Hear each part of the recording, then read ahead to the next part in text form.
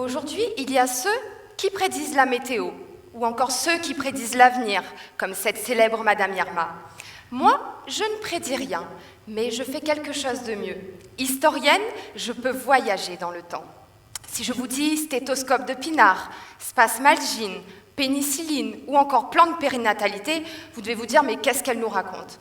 Mais au contraire, si je vous parle d'échographie, de monitoring, de suivi de grossesse, ça vous parle peut-être un peu plus.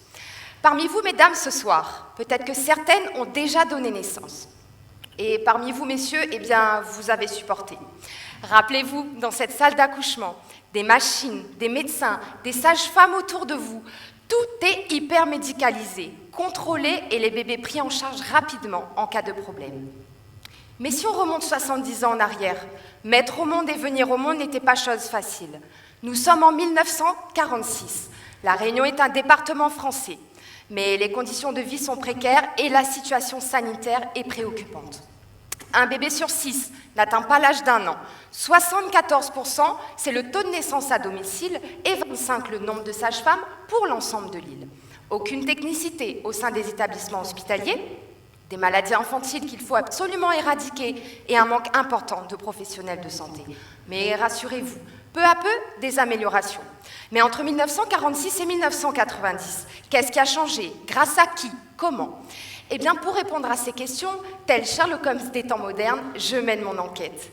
Je vais à la rencontre de soignantes, afin de découvrir dans quelle mesure et de quelle manière se sont améliorées ces professions autour de la grossesse, naissance et petite enfance.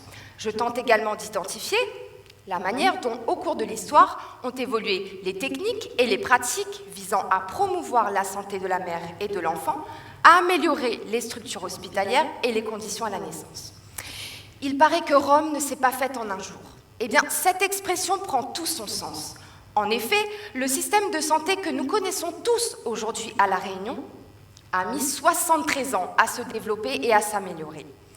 Dans ma thèse, écrire l'histoire de la santé ne peut se faire sans écrire l'histoire des femmes soignantes. Il s'agit de mettre à la portée de tous des récits de vie qui ne sont dans aucun document d'archives, aucun livre. Et pourquoi pas faire en sorte que leur histoire fasse partie de notre mémoire collective. Cette manière d'écrire l'histoire, en la fondant sur des témoignages, représente bien des avantages. Ces femmes soignantes, en revisitant leur carrière, en se remémorant leurs déceptions, leurs joies, eh bien, elles donnent à voir la répercussion des changements.